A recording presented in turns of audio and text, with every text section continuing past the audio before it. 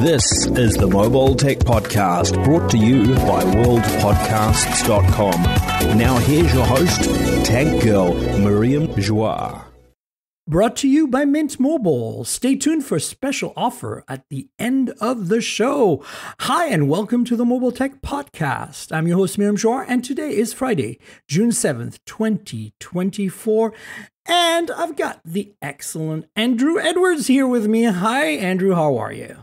Hello, I'm great. I'm excited. This is you said it was the date, June 7th, which immediately just raised my spirit. Before we started recording, I was like, I'm a little sick. I'm, not feeling it. But when you said June 7th, it reminded me 3 days from now, WWDC, my favorite event of the year. So very excited. So, I'm glad you bring that up because I was like, in the topics, the first thing I put is like, what do we expect for WWDC? And I'm an Apple person partially, right? I really love my Macs. I'm not a huge iPhone, iPad person. I do love the ecosystem. I love their products. I think they're doing good stuff. But, for me, WWDC is always like, as an ex-developer too, like I want to see what they come out with in terms of OS upgrades and architectural like software stuff. I'm more excited about that. But I think the audience is kind of more excited about like what toys are we going to get? What goodies are we going to get? And you got to admit that since Humane launched, I mean, even before that, but really I feel like there was like a tipping point when Humane launched. And then, R1 and then like all of the Google I/O and all that. Like, I hate to say this because I don't want to swear, but man, that's a lot of AI BS we've had to deal with, right? Like, I'm torn about. An interesting way to put it, right? Because here's the thing: like with AI, it's been roughly a year and a half since ChatGPT was first released, and when that came out, it was very obvious, I think, to a lot of us in the tech industry, but also to just the average person who've tried it. There's something, I feel like the best technology is a technology that feels like magic. I've always felt that way. Yeah, like for sure. The first time I used FaceTime, where it's like, okay, I have this little piece of glass and metal in my hand, allowing me to have a face-to-face conversation with anyone on the planet. That felt like magic at the time, right? So ChatGPT and all these other models, when you talk to it, it feels like, how is this real? It feels like I'm in a sci-fi movie, right? Yep. The weird thing about AI is, while everything I just said feels true, it also can be very terrible. Like, it's just strange, right? It can be amazing and mind-blowing, and at the same time, it can be terrible. And so the interesting thing is how a lot of people have been saying, a lot of pundits, Apple needs to catch up. Apple's falling behind because look at what Google's doing, look what OpenAI is doing, look what how Samsung's integrating things. And then on the flip side, it's almost like the same people saying this will write articles about how, look at Google's AI answers telling you that you should eat rocks, and look at, you ask something to generate an image and it generates things that are just off the wall. Fingers. So when you say Apple's behind, but yet also companies like Google are like putting this right front and center and just giving just completely false answers, Apple's like behind on like something that isn't quite right yet, that no one else is getting right. So 100% it seems like a disconnect. The BS part was the business side. Like, I think that AI is a valid thing. You're right. The magic was there when we first started using it. I think it's going to take a lot of iteration and polish to get to a point where it works better and it's reliable. And there's a lot of issues, as you mentioned. I 100% agree with you. And some people, some pundits are like, well, it's kind of like, with Tesla and even just autopilot, never go to full self-driving, just autopilot. To improve autopilot, you need to have data of the real world. It's really hard to simulate. Right. And I'm on board with that. Like, I'm willing to take that risk. And I know a lot of people are not, but I think that technology, like we went to the moon, like we took a huge risk and we learned a lot, and it, came back to us as tons of technology that we benefited from, right? Yes. And so my point is, it's like, I'm a believer, like I'm a technologist, but at the same time, I'm also a humanist, and I worry about people and culture and society and how it affects us. And, I had a big rant about AI a couple of weeks back with Judy, just before we went to Dubai, you and I. And it's like, I think that's not what I want to rehash. What I want to rehash is exactly what we're talking about with context to Apple. It's like, I feel like A lot of pundits are right. Yes, we need to put it out there to try it out. But at the same time, I think that when you start seeing it integrated in products that are mission critical, that are almost utilities, right? Like Google search, I think it becomes a problem because it's not polished enough yet. And people like that are not you and me or my audience, that are not technologists, don't understand that this technology is not like in the past where Google Maps or Apple Maps worked or it didn't work. And when Apple Maps didn't work, Apple went back to the drawing board, remember? Correct. Like the point is, it's not like that. It's going to take lots of incremental improvements.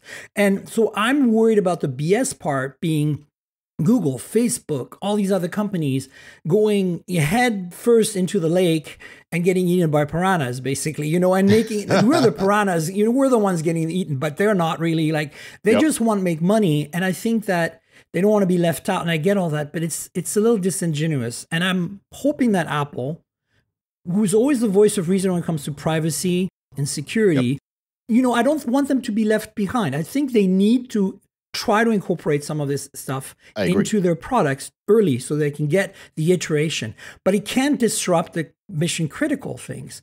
At the same time, I think there's a low hanging fruit. Siri is not that great, right? Like of all the assistants I use, but it's not that great. And I've got an opportunity to use Siri every day because I'm on a Mac every day. I might not use it on my iPhone, but I can just push that button and talk to it. And it's not great. So I also don't want it to be false, right? Like, so that's the problem right now with a lot of the assistants that are powered by ChatGPT, which is, as we know, is pretty much the main player out there, is that, the answers are not reliable. So how much more work is it for you to go check, right? I don't know. That's kind of where I'm at. And so in the context of Siri, do you think we're going to see AI added to Siri? Or do you think we're going to see AI added to areas maybe like the Photos app? Like, where do you think it's most likely to happen where Apple can stay Apple and still not be left behind? And also they now need, from an investor point of view, and I hate to say this because, but it's business. They need to show that they're playing with the big boys or whatever, right? Sure. So I firmly believe, not just from, my own thoughts, but reporting. Mark Gurman has been on fire this year with his Apple reporting. And he's saying, well, first of all, there was the tweet from Greg Joswiak when he announced WWDC. And he said, I'm trying to remember the phrase he used. It's going to be absolutely incredible. I think it was. Watch WWDC. It's going to be absolutely incredible. And he capitalized the A and the I. Absolutely incredible. So they're teasing right there. AI, right? Okay. Mark Gurman just this morning put out a report that Apple is likely going to brand, when they say AI to them is going to be Apple intelligence. Okay. So not artificial intelligence, Apple intelligence, which, obviously we don't know what that means yet, but I'm guessing that Apple doesn't like the term artificial. There's something about artificial intelligence, or that word, that they may think the average person doesn't trust. But a lot of people who use Apple devices trust Apple, right? They trust do, them. and rightfully so, to be honest. Yes. As a Pixel user, as my main phone, I have to give it to the iPhone for being better on privacy and security every time. Right. So I'm assuming here that Apple is going to put some guardrails on the AI that they're incorporating into iOS. Now, we have seen reports from very credible sources that Apple signed a deal with OpenAI. From my point of view, unless I'm missing something, I don't know that there's any smartphone that uses OpenAI as its main AI backend, because the Android phones that do so, I believe, are all using Gemini, if I'm not mistaken. I think nothing currently has a ChatGPT integration. Right. Yes. I think Oppo just announced that they're adding ChatGPT integration into, or some kind of AI and probably ChatGPT on their phones next year or whatever. We're going to talk about that later. But you're right. Gemini is a big part of it on Android by default. I think there are select players that are definitely working with, OpenAI. With OpenAI. Okay. But here's the thing. My understanding is that Microsoft, which has Copilot, they obviously are a huge investor in OpenAI.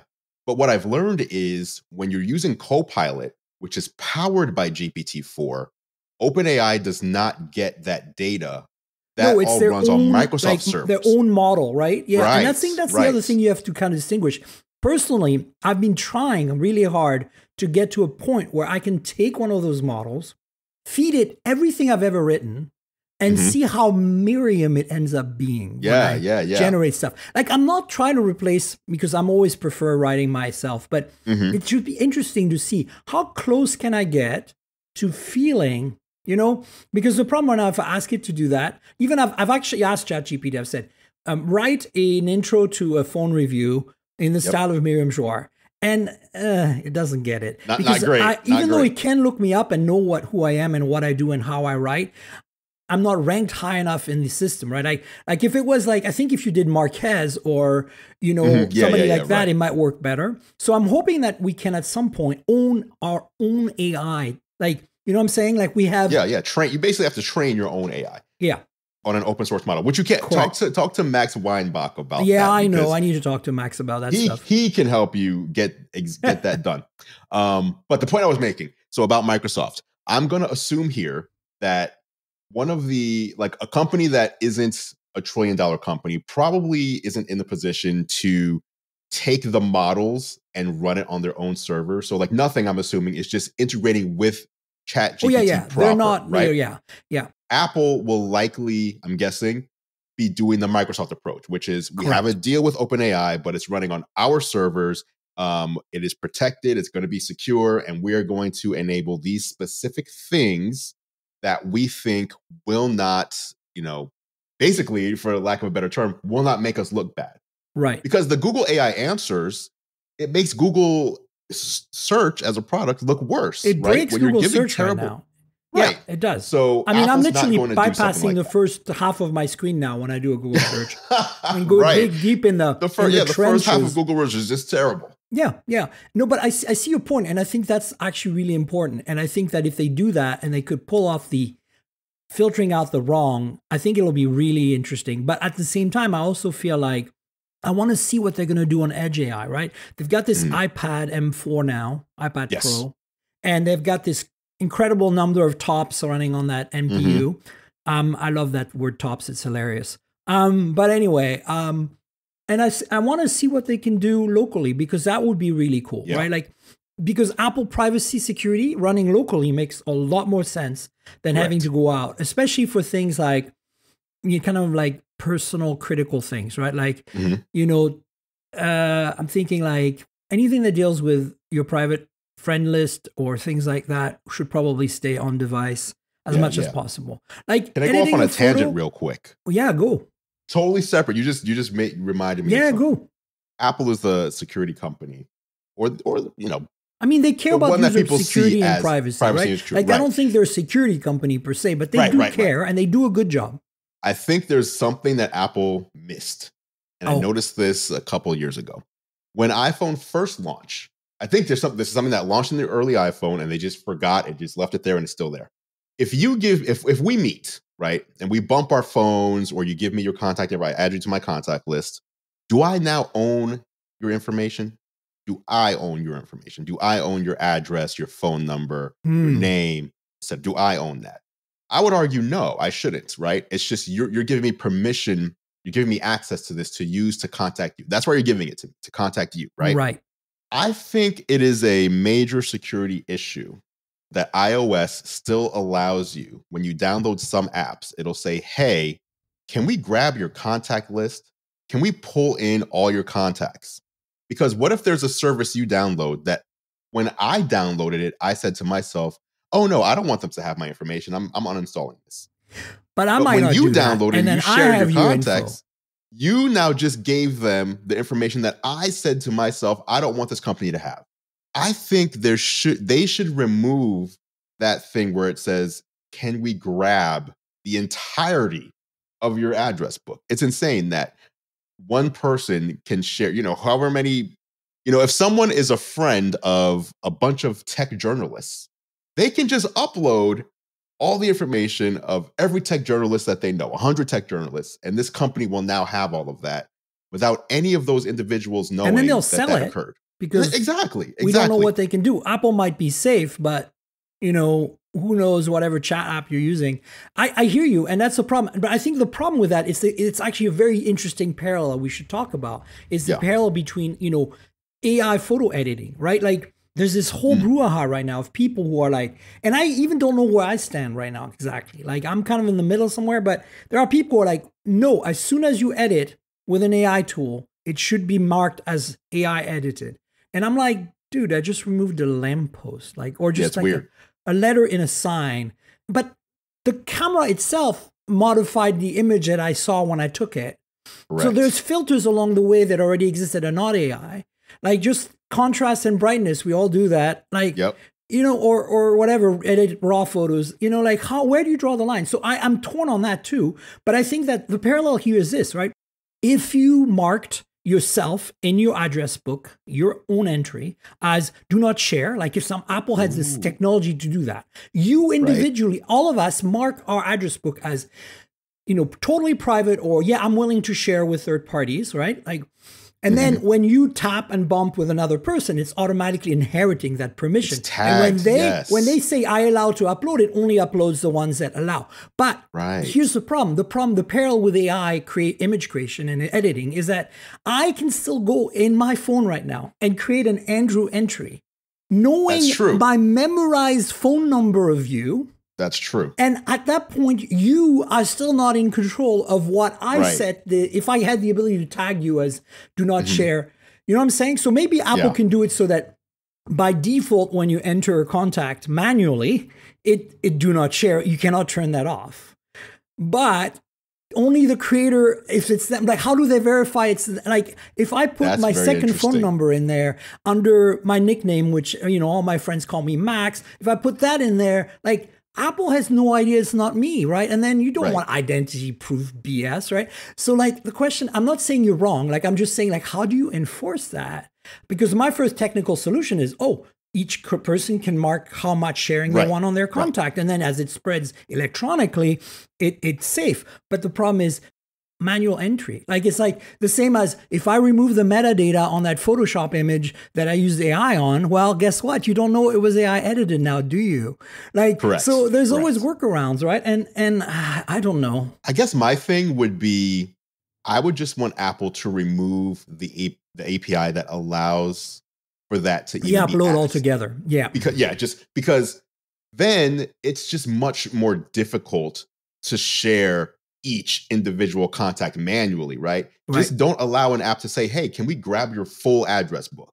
Yeah. Like that just seems, maybe the address book should stay, whatever it is in your phone at the time is what the app can access, but they can't get it out. Right. In fact, I would even go so far as to say, if the Apple of today was launching the iPhone today for the first time, they would not include that as a feature. They would not include that today. Right. It's just, I feel like it's something that they included a while ago and it's just kind of fallen by the wayside. I don't even think about it anymore. But anyway, that was an aside. No, it's a good aside. So let's talk about WWDC in terms of hardware. Do you the M4 chip is out and I'm screaming in my head. Like ever since it came out in April, I'm just like, what the, where's my Mac with an M4? Because I'm a Mac person. I'm like, I'm ready for an M4 computer of some kind.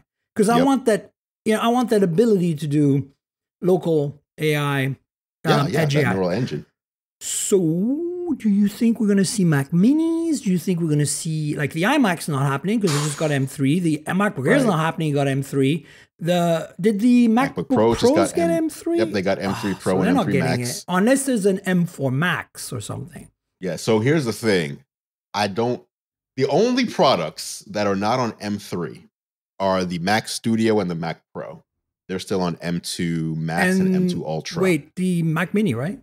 Oh, you're right. And the Mac Mini. Okay. Correct. So those 3 desktops. But the rumors are saying no hardware at WWDC this year. No. And here's my guess as to why. Why? They have never done a WWDC where they have also had to talk about Vision OS. So now we've got a whole new segment that has to be added in to the keynote that's going to make it already longer. I'd forgotten about that device. Yeah. Oops. Yeah. See, no, I love I have it right here. I use this thing every day, Apple Vision Pro, daily. Wow. And for me, one of the coolest use cases, which originally I thought was going to be silly, and it didn't pique my interest at all, one of my favorite things to do is to use it as a Mac display. I can put this thing on right here in front of my Mac, make a 10-foot screen if I want to, and I could be editing a video with a huge timeline with my other apps in spatial. So now I can just have the full screen to just whatever I'm doing and have my email in a window somewhere on the ceiling and my iMessages over here on the floor if I need them. It's great for things like that. But these keynotes already go long with just talking about iOS, iPad OS, Mac OS, right? Now we've got Vision OS and Watch OS. Now we've got Vision OS to add to it. So I think the keynote is just going to be so full of things, especially this is the first major update for Apple Vision Pro software. They're going to need time for that as well. So as much as I would love to see an M4 powered Mac, I think we're going to have to wait a little bit longer for that. It is interesting though that the M4 was, the first and only product that it's in is an iPad, which a lot of people would argue is it's overpowered for what an iPad is, or at least what we know an iPad to be. Right. What I'm hoping is that at WWDC we see something that takes advantage of the hardware. Exactly. Because there's no, unless, I haven't done a direct comparison between like the base level M4 and like an M2 Ultra or M3 Ultra. Obviously the Ultra chips will be faster than the base level, but I'm curious, what is Apple's fastest base level chip going to be capable of when they introduce all these AI features? What is going to set the iPad, which is the only device with this chip, apart from everything else? I'm very curious. It almost feels like it's time. We've said for so many years, the iPad needs to do more than it does. And if you're going to put this amount of hardware in it, and with all the rumors surrounding, this hardware requiring these new chips, what are they going to do with the iPad? Oh, and by the way, one thing we missed on iPhone, the rumor this morning, or the report this morning from Gurman that he just said, a lot of the AI features are going to require an iPhone 15 Pro. Yeah, 15 Pro specifically. 15 Pro. Because it's got the new chip. The chip, yes. I forgot about the fact that the 15 and the 15 Pro have different chips. So for saying, yes. Wow. Okay. Well, I'm glad I bought a 15 make it Pro Max then. A subset of people, right? And then when I'm sure the 16 and 16 Pro will also support it. But if you've got a 15 or earlier, you may be left out of a lot of these things.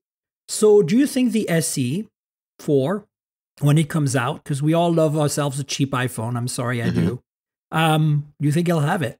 I'm going to have to say yes. I'm going to say once WWDC happens on Monday. Every iPhone after that. Anything that comes after, anything that comes after that. So that means that the new chip that they're developing for the 16 and 16 Pro are, a step beyond, and then that the SE4 is going to get the 15 Pro chip, which is something like that. Yeah, kind of that's insane. What I would guess. Wow, that's what I would guess.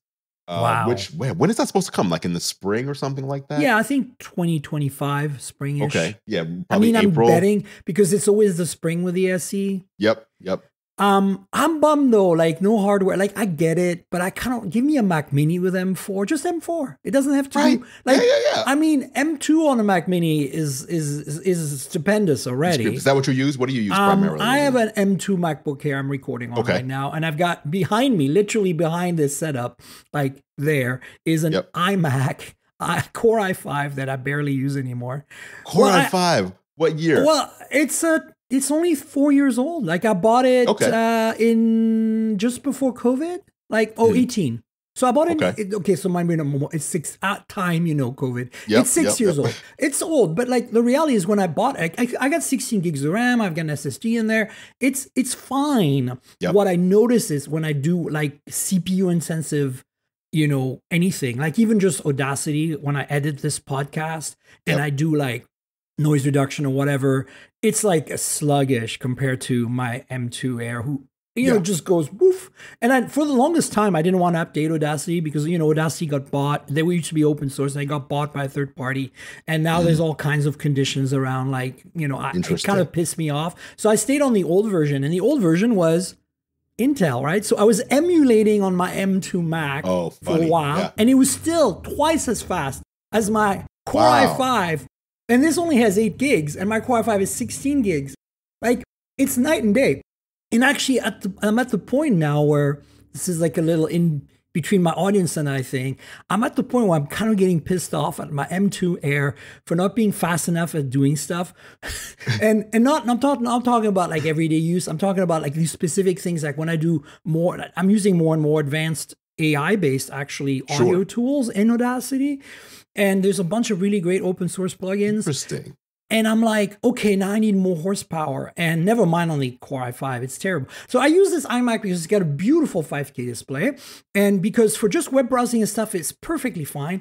But I'll give you an example. It's crazy. A Mac from 6 years ago has a hard time playing 4K video properly. Like, you know, it's like when I'm watching YouTube, every now and then I'm like, I'm dropping frames. I should drop down to like 1440p or something on the, you know, on the settings. And I'm like, how is that even possible? You know?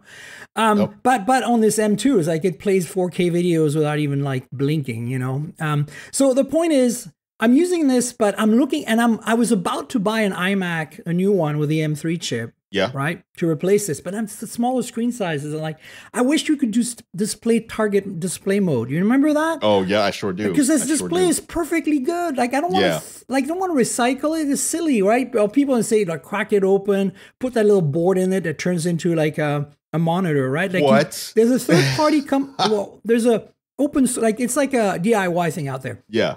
You can crack open an iMac, remove the motherboard, and then put a little board in its place that's shaped the right way, and it gives you the ports, like the display port entry. So you now turn your monitor into a monitor, right? So you keeps the power supply, just like it's not, you know. And I think one of the modules even has the USB port, so you can have a hub in there, so you can actually use the ports in the back.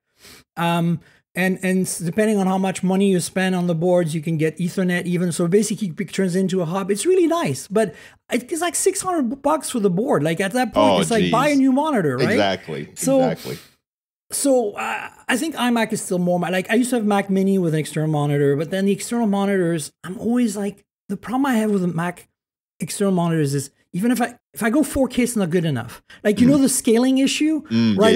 If you want to kind of go 5K, you want either 5K or you want 1080p or whatever, right? And I'm not going 1080p. So that's why I'd rather buy an iMac where I know the scaling is going to be right. The display is going to be gorgeous. The problem is that they don't make a big one. I mean, 27-inch to 24.5 is going to be a downsizing. I think that the problem solver there, I mean, it's not an all-in-one, but I think the route Apple sees as the solution monitor is the studio display plus either a mini or a Mac Studio.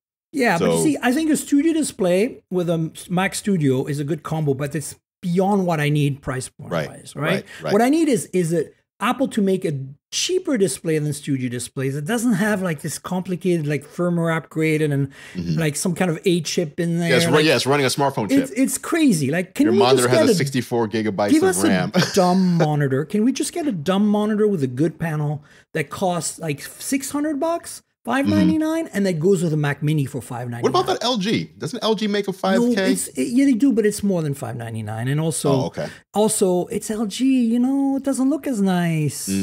They make such great TVs. I forget the monitors aren't. The monitors are, I'm not talking about the quality. I'm just talking about the you know, aesthetically, like on your desk, the you know, like, and bezeling. that's why I'd rather have an iMac at that point. And also, you know, as much as the iMac is not upgradable, with an M3 chip, and you know, if I buy one with enough storage, it'll be fine for like probably more than 6 years. Like I only have an M2 MacBook Air because I basically got one for free. So I was like, okay. And I had an M1 MacBook Air before that. And so I gave that to Theo. And we're now both living the Apple M chip lifestyle. And it's freaking amazing.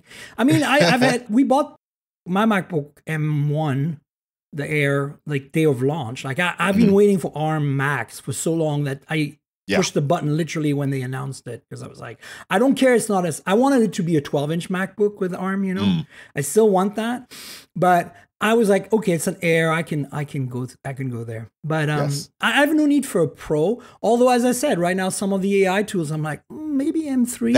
That's where the need. Like, if you really want to take advantage of these on-device AI, I don't know that many people understand this. Like, I think right now the AI tools is I'm using, taxing. My AI tools right now, I think they're just CPU and GPU bound. They don't even know of NPU. Oh, they don't even touch the neural engine yet. Yeah, because they're not like they're not written specifically for Mac. They're plugins that work on Audacity, which, as you know, works on anything. Yes. So I think they're compiled for M, but do they take advantage of all the M features? I don't think so, especially not the MPU.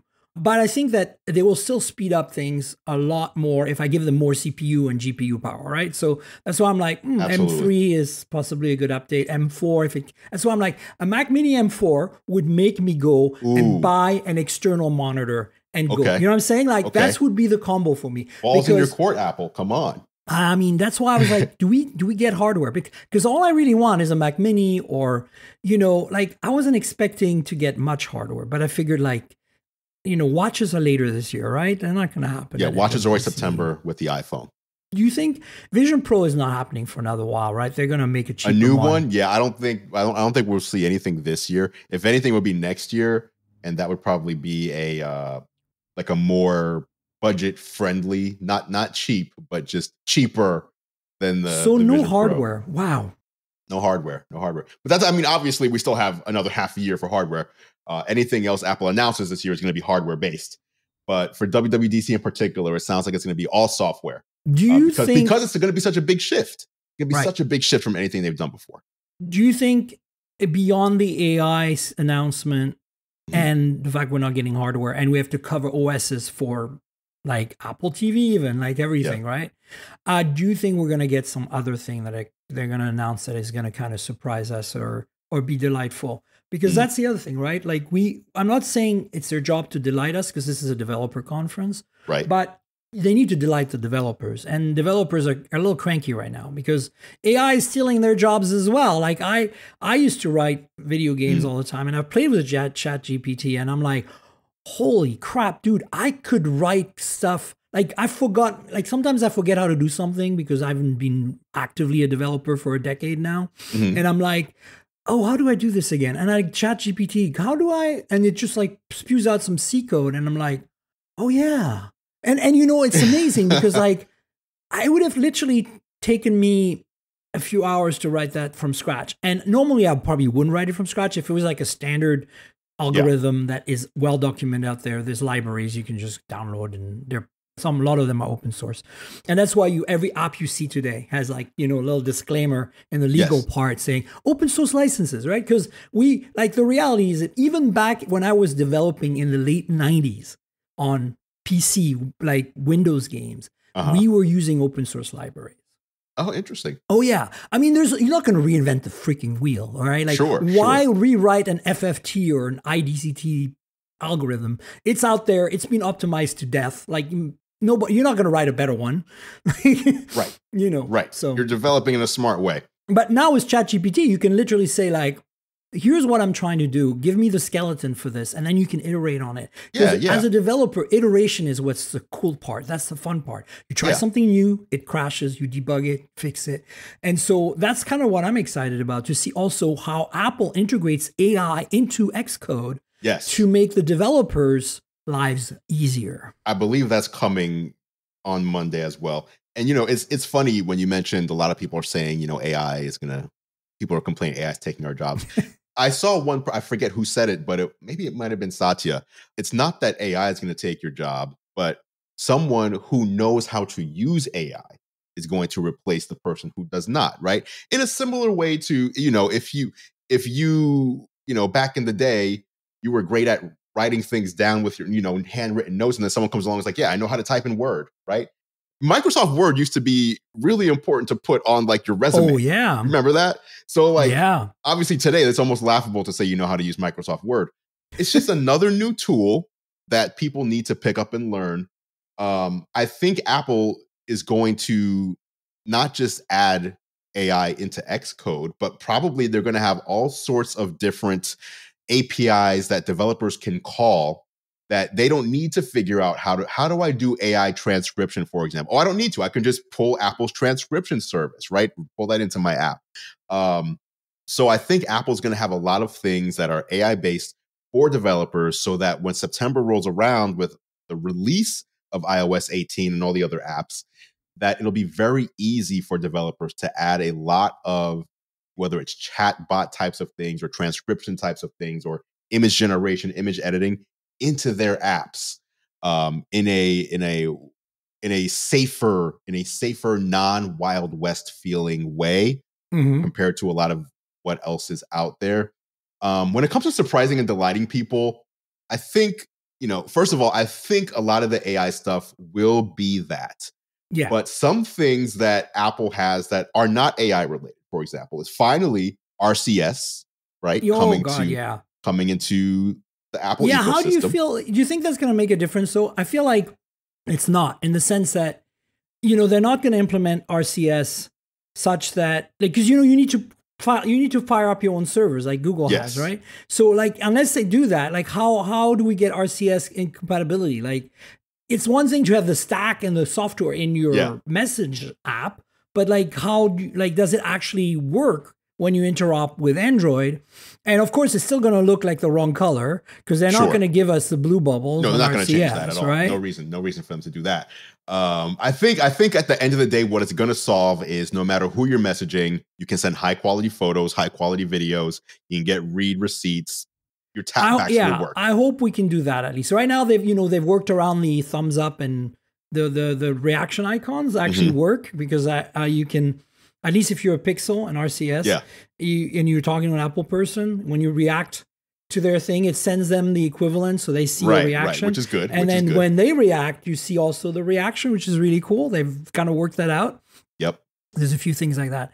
Let's move on to the other rest of the stuff that we have. Yeah. Let's talk about some phones. Look, we could go on. It's great. And I'm really looking forward to seeing your coverage next week. So folks, don't forget to watch Andrew's videos.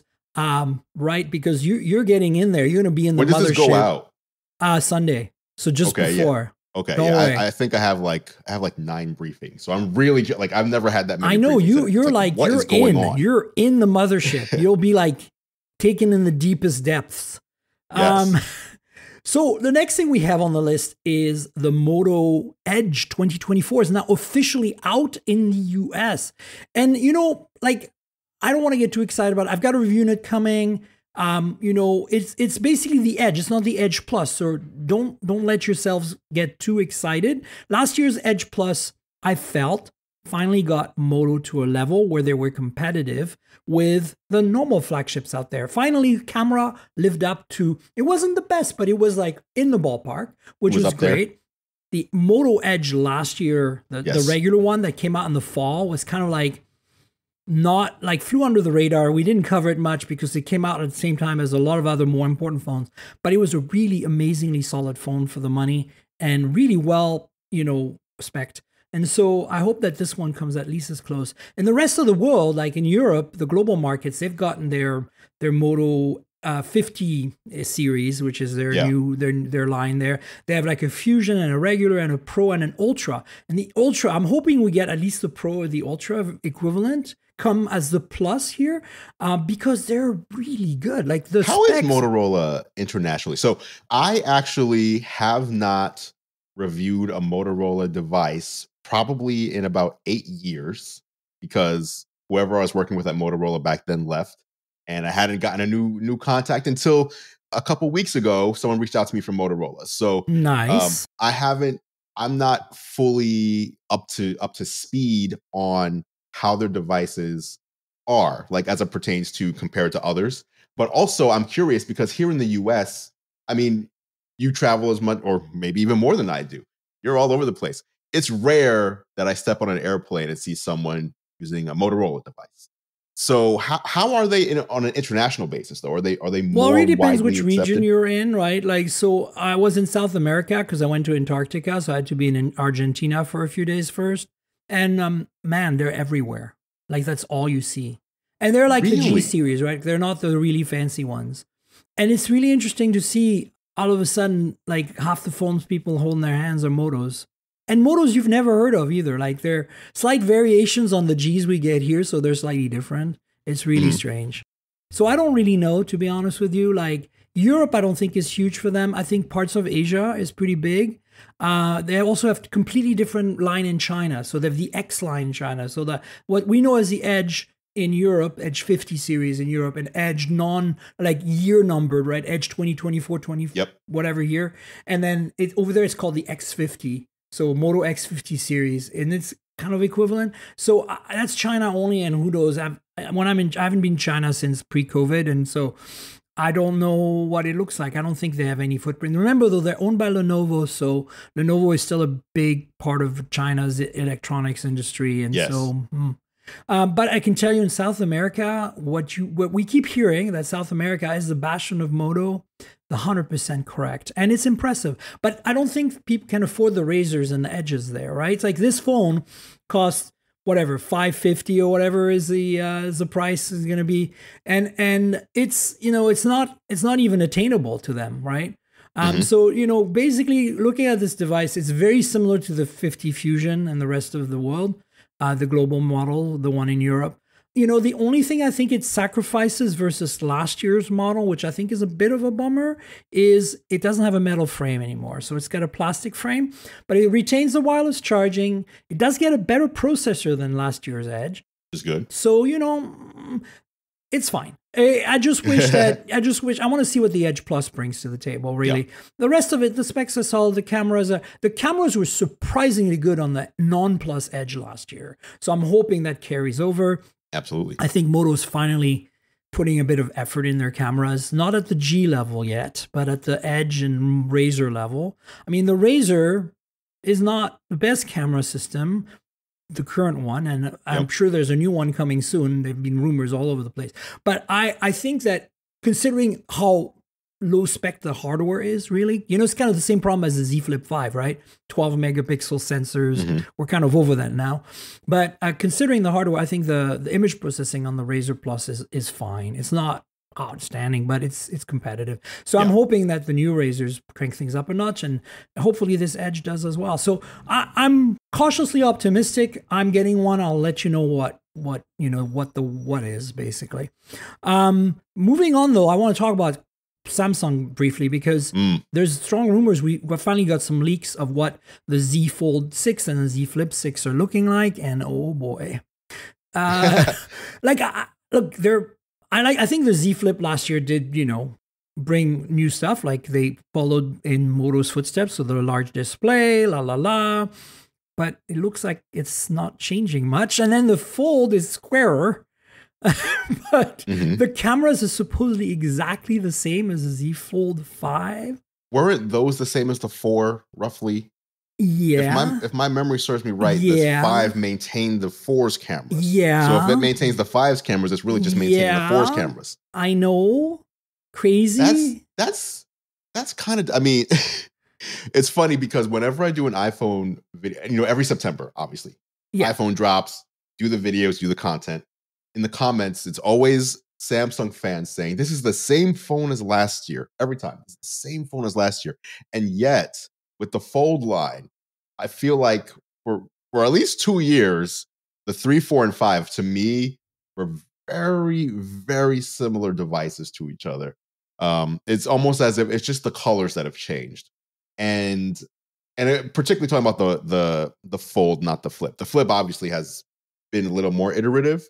This year it's supposed to be getting a little bit bigger outer screen. Last year, at least, closed flat. That was a big improvement. But like the problem is a larger outer screen. Yeah, and also like I think this looks a little bit more on the form factor wise wider. The Fold, like the aspect ratio is a little bit more, I don't know, palatable. Yeah, because this tall and skinny stuff wasn't working for me. I agree. The reality though is like Open came along, and I'm not even talking about like the Xiaomi folding phones and the Vivo folding phones, who are absolutely kicking butt in China and are incredible. But like beyond that, Open showed the way. Like seriously, if you don't at least match the Open, and the cameras don't even remotely look like they're going to match the Open, so I'm like, what are you thinking, Samsung? Well, I imagine that what they're thinking is here in the US, I'm assuming in the US is the primary, like, where would you say most Samsung Fold customers live? Would it be Korea and the US? Yeah, probably, yeah. And maybe some of Europe. So in Korea, there is an affinity towards Samsung devices. Oh, well, they own that market, yeah. Right, so they don't need to try that hard there. And in the US, when it comes to foldables, again, going back to what I said earlier about traveling, if I see a foldable, it is a Samsung foldable. I never see a Pixel Fold. I never see the Open. The Open is so good. I never see a Razer. I see a Samsung foldable device, if it's foldable at all here in the US. So, obviously, unless I'm with like my tech friends, then Mr. Mobile has every foldable under the sun. I mean, but I carry an Open still since it launched because I love it so much. By the way, is it rumored that there's not going to be a follow-up to that this year? Not this year, no. Remember, Oppo drives that, that ride basically. So because the Oppo N3, Find N3 is the OnePlus Open, right? That's also why a lot of Oppos are getting the slider, because they're, it's interesting actually, because I think the Oppo Find N3 Flip, the flip phone they did last year with the 3 cameras, the only flip phone that has a decent camera system anywhere in the world right now, was looked like a OnePlus device. It has slider and everything, and it never came. I think last minute they decided, no, we can't do both a fold and a flip in the West on the OnePlus brand. It's too much. So they went, let's go for our nerdy audience, which will want the fold, right? Not the flip. Yep. And they did that. But in Asia, you can get the Oppo, the flip one, and it's a solid phone. The only thing it lacks, again, is wireless charging, just like the Open. But other than that, there's nothing wrong with it. It's great. I have one. I love it. But it's also not like, it's a global market. So it's sold with like Google stuff. It's not like a weird Chinese phone where you have to install all the Google apps or anything like that. I think the reality is they've done such a good job with that Open that they want the Open 2 to also shine. They don't want to do a Samsung, right? Okay. So, and also it's really expensive, and they don't sell a lot of them. As you already told, the only folds you see out there are Samsung. Right. So I think for Oppo, it's like, if we wait another year, or maybe it'll come out in the new year, like early, like instead of the September, it'll be a January launch, right? Yeah. Like if we have an 8 Gen 4 in there, we can... We can then have like a really big upgrade, and maybe it'll be thinner and lighter. I actually think it might be an 8 Gen 3, simply because every rumor so far of the 8 Gen 4 is that it's a beast with these Orion cores, and it's like thermal management hell. And it gets hot, and it draws battery, which is why all the BBK Group flagships that are rumored to come in December, January are going to have 6,000 milliamp hour battery, and I rumor not to have wireless charging to keep them thin. Oh, so I think we're all a little worried right now about Qualcomm's Orion Core Snapdragon 8 Gen 4 being another one of those power hog chips, like the 808 and the 810 Snapdragons were, like the 8 Gen 1, the original that was not TSMC. When they did the 8 Plus Gen 1, things got better. So I'm not saying, look, Qualcomm is awesome. Like, they are pros at what they do, but they're trying to move the needle forward. And sometimes when you change the architecture completely, like when they changed 808, 810, that was a change of architecture. Yep. It's a miss usually. So I don't think we're going to see a lot of folding phones with 8 Gen 4 out of the gate because of the power consumption and heat issues. It's going to be really hard to manage on a thin phone. Okay. Like, I don't know if you know, but the reason the OnePlus Open can't do 4K video when the phone is closed on the front cameras is because it gets too hot. They can only do it with the unfolded. Yeah, there's something like that. Yeah. Because when it's open, there's more surface area to cool, and it cools better. It's crazy stuff like that. On an 8 Gen 3, you have to deal with, right? Never mind this new thing. So I don't know. I think, look, I'm disappointed simply because I know that Samsung, like Apple, has like infinite budget and infinite know-how and infinite power to throw engineers at things. Correct. And I want, because when they apply themselves, I think I want to see that again. On the other hand, it looks like the Ring is what they're putting all their energy and focus on, right? And the Ring is going to be technologically, I think, a masterpiece.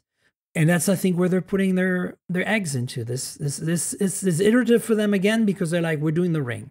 And I bet you the reason that, that they're doing an event in Paris that apparently is going to be, a few of us might go, but not many, because I think they're focusing on the lifestyle, kind of like the Apple Watch back when Apple, I think I get it. I think that is that the launch of the Ring? Is that going to be? I believe we're going to see the same time as the folding phones, and I think that's because the folding phones are kind of meh. I mean, they're iterative again, and they know what we wrote last year. A lot of us are just getting briefed and not going to Paris to see the actual thing, unlike last year, because. I feel bad for Samsung. They flew us to Korea last year, and then we were like, "These phones are crap." I mean, there was a tablet and a watch. The watch is really great, so it's not all crap. But I'm just saying, like, they weren't crap. Like, they're just not. They weren't very inspiring. Like, I didn't feel like I needed to go out there and use the phones. I didn't feel like compelled. Like with Pixel Fold, I was like, oh my god, a Pixel that folds. I must use it. So I did. And Open, I was like, oh my god, OnePlus Open. And then I used it, and it was really great. And I was like, okay, the cameras for me are really important. They were really great. And so but the Fold and the Flip, I used them, and I was like, solid phones. Can recommend. Improvements with the hinge, improvements with that big display on the Flip, but not good enough. Not pushing the envelope enough. Very iterative, very Apple-like in that sense. Are we excited about the Ring? Yeah, because I think that for a lot of people, wearing a smartwatch or even a smart band when you sleep is not something they're comfortable with, and a Ring is definitely much more chill. And I think people are going to love that. And I think having Samsung, it's kind of like the Apple Watch, right? Somebody's making a Ring that's not some kind of startup, like, remember Pebble, right? Yeah. I was there. So it's like, you can't compete. Like, you have to have, like, I'm hoping that the Ring democratizes that form factor as a health and fitness device for those who don't want to wear a band. And more importantly, that because there's a Ring, Apple will make a Ring. And then Apple will make a Ring, and everyone else will make a Ring. Right, Xiaomi will make a Ring. Yeah, the thing when you just said that, it reminded me of how I felt about all these AI the two AI gadgets that launched, the past couple months, the Humane and Rabbit, right? Yeah, I miss the time where it felt like just anyone could just make a gadget and they would just put it out there, right? Like the Pebble, for example. Like nowadays, it seems like if a big company doesn't make it, then it's garbage. Because we know if Apple or Samsung, right? It's like, I think it's just the average consumer is not willing to take the risk anymore. Yeah, exactly. It has to be an established You and brand. I will take the risk. Lots of people are wearing Oura rings and they love it. And I'm not saying Oura is like, I bet you Oura. Ultra Human right here. Ultra Human ring. Ultra Human. There you go. So I think you're right. There's something there to be said about this. I think the whole tech industry right now is kind of going through like a malaise era, an era of sadness. I was hoping, I wanted those two devices to be good because I wanted to see upstart gadget, not just upstart software makers, but upstart hardware makers again, that just come on, just put stuff out there that's kind of quirky or weird, but I want it to work. So like, the Humane and Rabbit both seem to have kind of just really stumbled or just fell flat out of the gate, and made me sad because I like seeing just new companies I've never heard of come out and just put stuff out there that looks good and works well. I feel you. I'm with you on that. Let's rapid fire through some of these other things.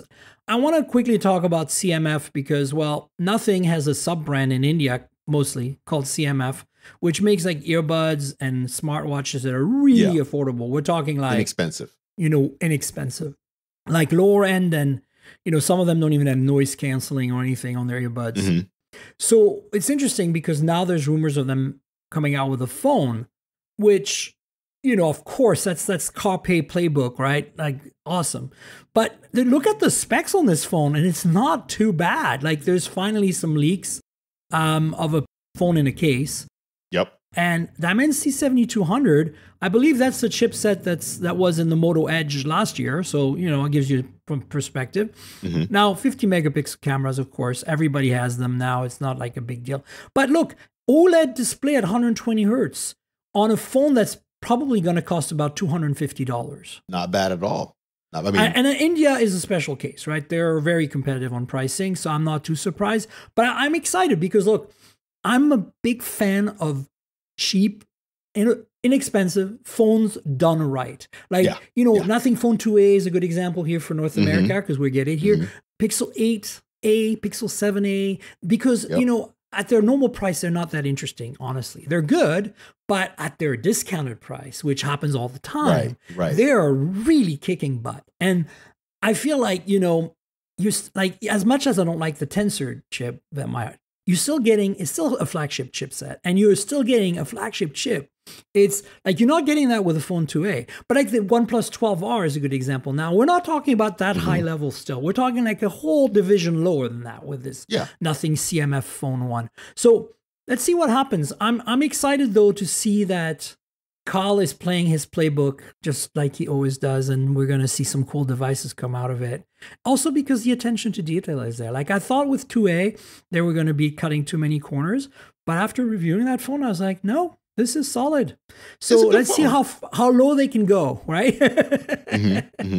So this would be specifically, so CMF does not operate outside of India, is that correct? Right now, I don't think so, no. There might be some markets, like Malaysia or whatever, but I'm not sure.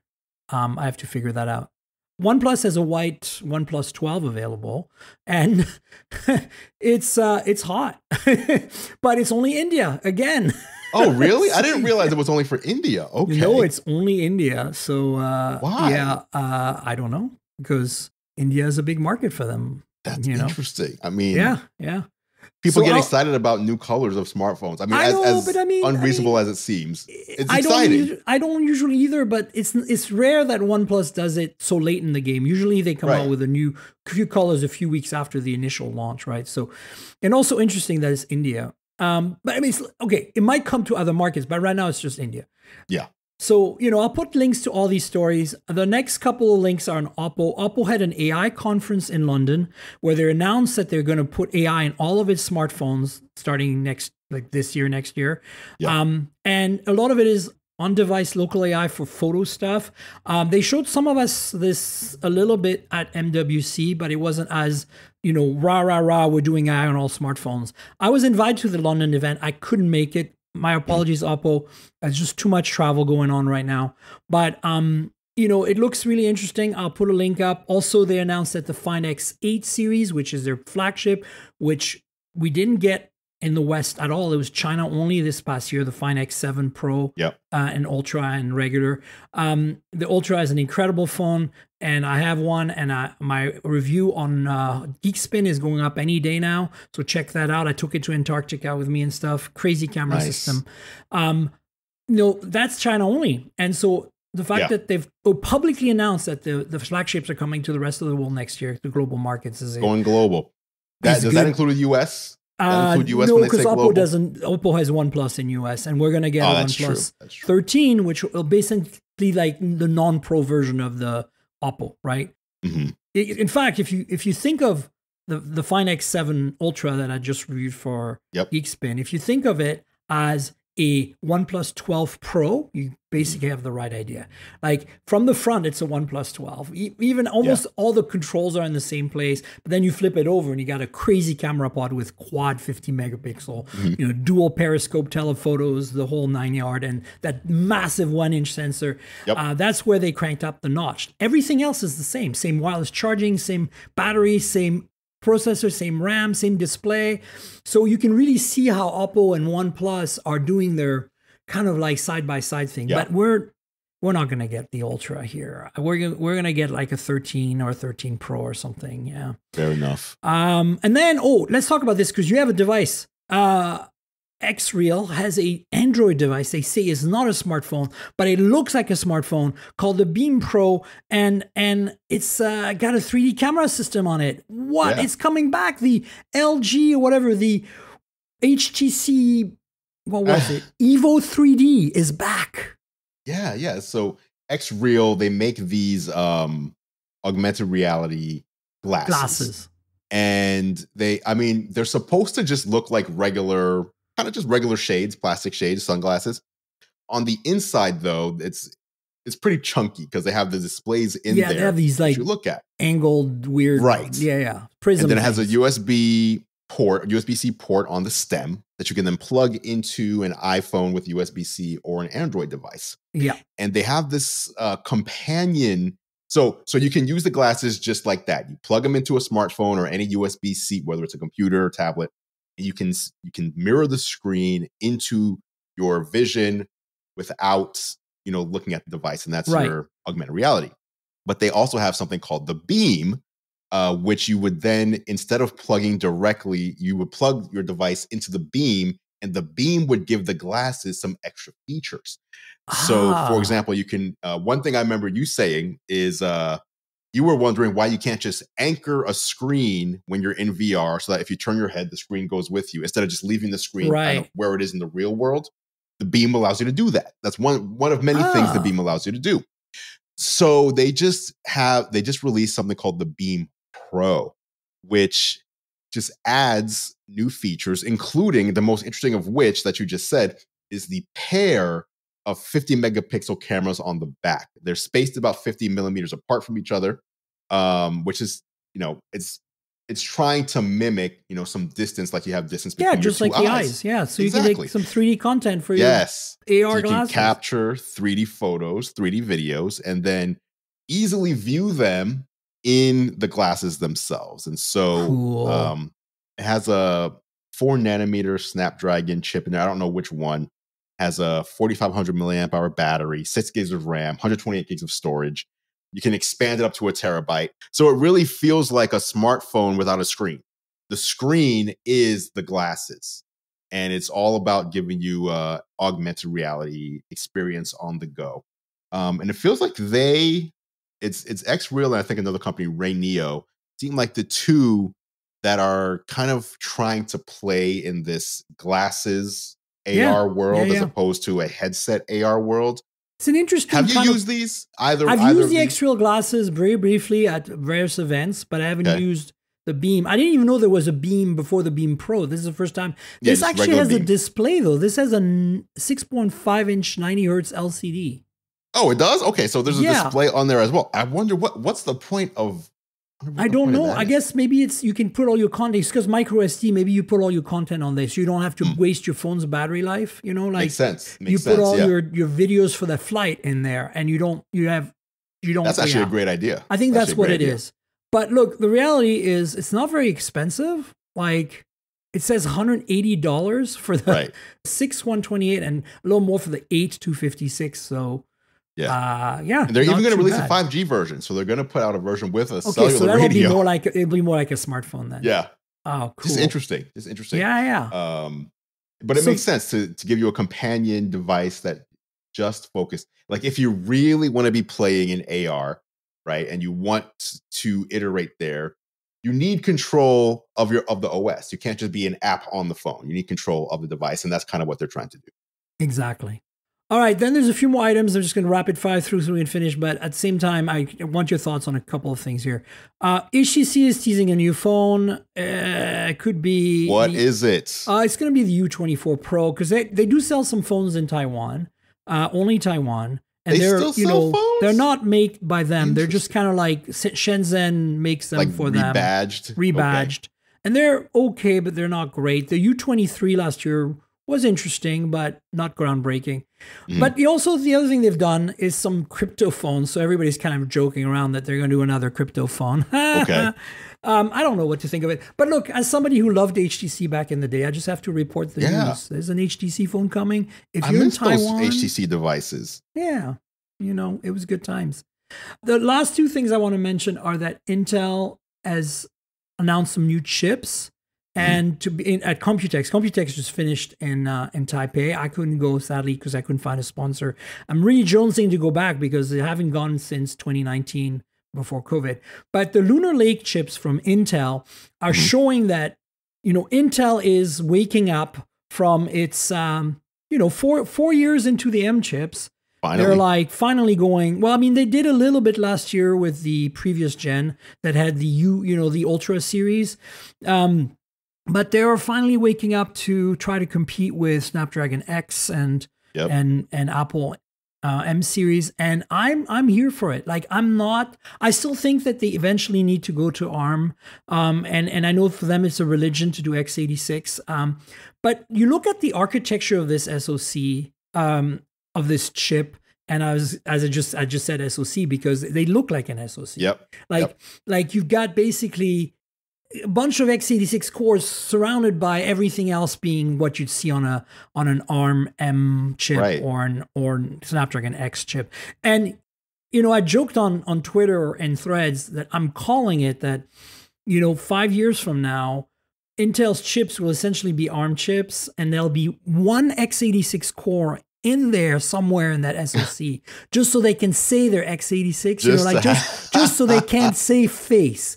But I think it's inevitable. Like, this is also manufactured by TSMC. Intel's not making their own chips anymore because they have to use the 3 nanometer stuff. And so to me, this is exciting because it means Intel is getting it. They are, no longer being all arrogant. They're trying hard to compete. And that's good news to me. I mean, they couldn't do it. They couldn't do it on their own. And what's interesting is when Microsoft had that event a couple of weeks ago announcing the Copilot Plus PCs, right? Snapdragon powered, the fastest Windows PCs. They're saying all these things. Now, obviously, it's not the fastest because you can get, a crazy gaming PC, but they did so many comparisons against the MacBook and the MacBook Air, right? The M3 versus the Snapdragon X. It's almost like they said it without saying it, though. Like, this almost felt like the funeral of x86 to me. I didn't even care about the comparisons to Apple. It was almost when Apple changed from Intel to Apple Silicon that first time. They were saying, we're making computers that we couldn't make with Intel. I said that last week when we covered this stuff, is that I feel like because Microsoft is finally on board and the OEM are finally going like, oh crap, like we need to stay competitive and Microsoft's really behind this and we need to compete with Apple more, and Intel's still our best buddy, but they're really not quite delivering yet. So let's go with this. But I think, look, I'm definitely not counting Intel out. I think they're learning, and the end of their learning will be with them being ARM based. Like it's inevitable. They just have to slowly wrap their head and their culture around it, and that's why I think it'd be really funny if they put a tiny little x86 core and like just a complex SoC with like multiple ARM CPU cores in there, because the reality is the only part that's x86 is the CPU. Like the rest is all like custom or acquired or whatever. Correct. And nothing wrong with that. That's how Apple became a monster. They acquired an ARM startup in the same way as then some people from Apple they made chips there left, and Nuvia got acquired by Qualcomm, and here we are, right, with a Snapdragon X. So speaking of chips, the last thing that happened this week is MediaTek. So MediaTek always has the 9000 series, and then they have the, that's the flagship, and then the 8000 series comes out generally shortly after and is slightly scaled down. And then the 7000 series, kind of their bread and butter, right? So we don't see that because we don't see a lot of MediaTek chips in North America. But if you look at the smartphones being released in the mid-range in Asia, especially in China, it's like, the Snapdragon 7 series and the MediaTek 7000 series. So now they have a 7300 and a 7300X. And I will link to that in the show notes. But basically the takeaway is, it's definitely inheriting some of the technology we've seen in the higher end chips and bringing them down in price. And, things like LPDDR5 support, which is, and UFS 3.1, which we haven't seen at that level yet. So I think that's actually pretty exciting. It looks like one of those chips might be in one of the Razors.